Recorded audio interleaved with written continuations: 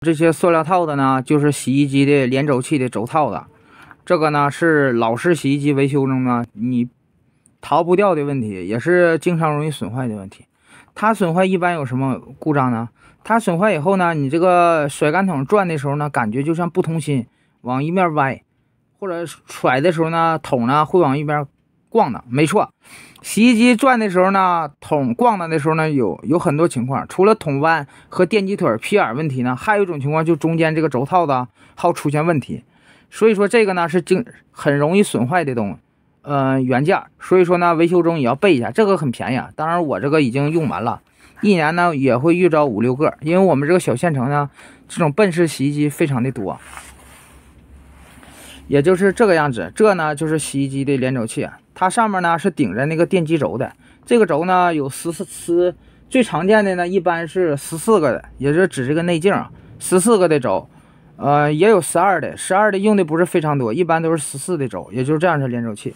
还有一种呢是这样大牌的，但这个大牌用的也不多，主要还是这种小牌的用多。它呢损坏率，这个连轴器本身损坏率也是非常高的。比如说这个螺丝这中间扣呢顶丝顶不住呢，你这个电机轴就会有间隙，就会松，就会洗的时候转速就会不够啊，或者中间呢太旷了，你拿顶丝顶上以后呢也会咣的。所以说这个连轴器本身还有中间这个套子损坏率都是非常高的，所以说要知道是吧，连轴器和这个轴套子也是必备的零件。然后给大家看一下轴套子，这呢就是轴套子，什么情况下需要换这个轴套子？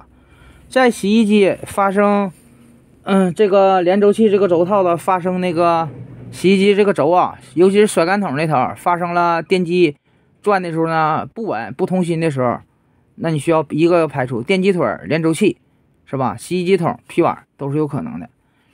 这个连轴器轴套子呢，损坏呢，有一种情况是这样式儿，大家看了吗？像这种开盖的，它一旦发现这种开盖的情况，当然你要把电机拆下来，你在这里头就瞅着，一旦发生这种开盖的，就不建议用了，因为这种呢，因为原来的呢它是这个样子的，看了吧？这盖呢都在上面，这相当于一根筋呢。你开盖以后呢，这个套子。你想想，顶丝顶到这儿，时间长呢，这个就容易开裂，就会损坏，就会发生。这是前天我给一个公家单位修的哈，就会发生这种情况，看到了吧？所以说呢，遇到这个连轴器开盖以后呢，这个套子就不能用了，你就需要更换这个轴套子，或者你嫌费事呢，买整个的连轴器，里面也是带套子的，这都是可以的，包括这个哈，这开盖的呢。都不能用了。然后还有一种连轴器呢是底下损坏，这个也不建议使用啊。用呢底下坏呢用还是可以用的，它底下眼呢是这个样子，看到吧？用呢也是可以用，但是呢后期有可能会出现问题，所以说还是建议更换。然后呢说了这么多啊，然后大家看一下好的连轴器啊。这个连轴器中间这个轴套的呢，大概有2种啊，哪2个？一种呢是这个样子的，一种呢是这个样子，看到了吧？这个呢是好像是12个出的吧？将近14个出的。然后这个内径呢一般是10个的，10个的。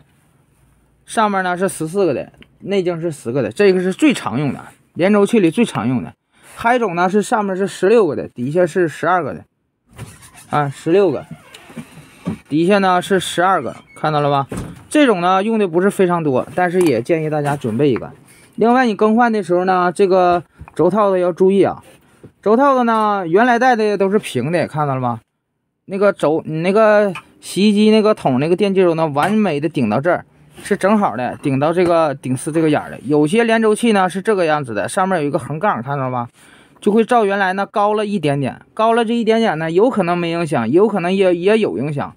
我本人的思路呢是尽量把这个横杠呢给它磨平了，磨成这样子的比较方便。或者你买的时候如果直接就是这种平的呢，当然是最好了。包括这个看了吧，都是带个横杠杠，最好呢还是给它磨掉啊，有可能会后期出现问题。所以说这就是连轴器这个轴套的选择。下期呢给大家讲一下关于这个连轴器的问题啊。